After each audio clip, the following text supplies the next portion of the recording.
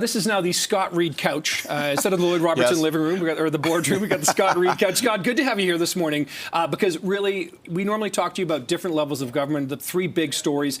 There is one big story that we've got to talk about today. That is President-elect Donald Trump's threat now of a 25% tariff on all goods from Canada. The Prime Minister, of course, did have a conversation about this with him last night. A, what do you think about the handling of that? And B, what are the consequences and what's at stake here? Well, you're right. There is only one big story for every level of government today, and frankly, for all of us, because we had anticipated the possibility that Donald Trump, upon inauguration, might threaten to put across the board 10% tariff.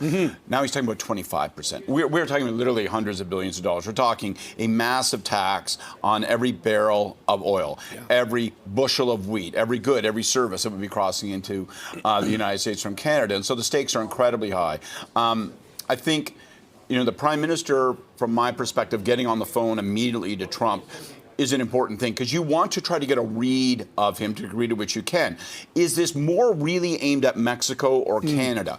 Is this a negotiation tactic where he says 25%, it's going to happen on day one? You want to try to get a bit of a lay of the land. We saw premiers come out. We talk about the province here every week.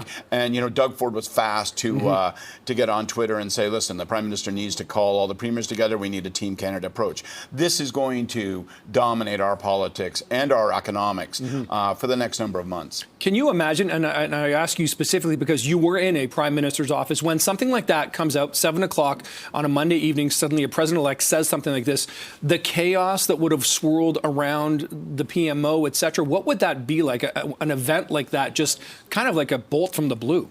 No question. Sirens are going off and people are dashing down fire poles. I mean, there's no exaggeration to how significant this is. And so, you're obligated to take it at face value because Trump is so unpredictable and because, frankly, he has so much control over the agenda entering this term as compared to entering his first term, where you looked at the constraints, with Congress, you looked at constraints in terms of business leaders and others. Now, there's almost no norms, no guardrails, so you can't eliminate the possibility that he will say what he is going, that he will do exactly what he says he's going to.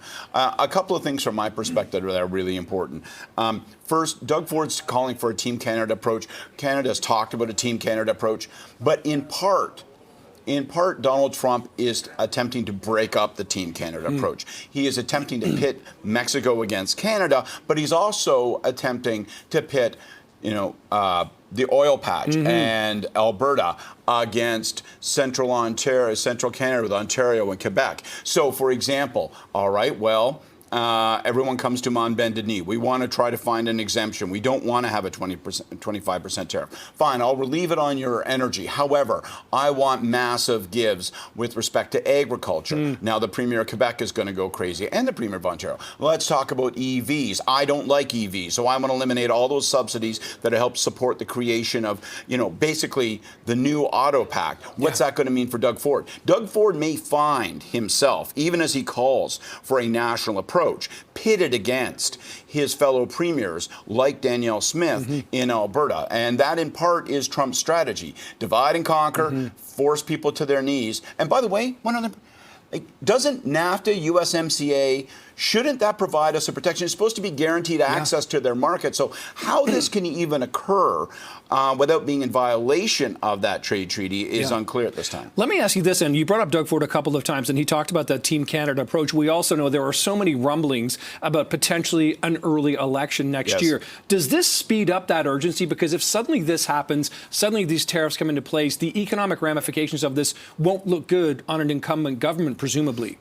Look, it's bad news for Ontario because we know that Doug Ford has campaigned against EV. We know that he's campaigned against the subsidies under the IRA that was brought in by President Biden. That's going to be tough for Ontario because we have invested billions federally and provincially in Ontario into EV manufacture, into building a supply chain there. So that's going to be a challenge. For Ford, I think this means it is all the more certain that he will call an early election, because now he is going to be trying to position himself as an antidote and an alternative, a response to this trade chaos and all the economic interests. So look for a call at the end of February, beginning of March. I don't think we're going to be able to get through late spring without an election in the province of Ontario. Yeah. Okay. Scott Reid, appreciate this. This was the big topic for this morning for sure. So appreciate you being here, and we'll see you again next Tuesday morning. Sorry, I should have brought a bundt cake that would or have been flowers. nice. A little welcoming cake. Yeah. We could have put it right there. Right next to us here. Next week won't be too late. No question. And on this couch, I mean, we can just wear each other's jackets. Yeah, exactly. We're never so close. Okay, Scott, appreciate this.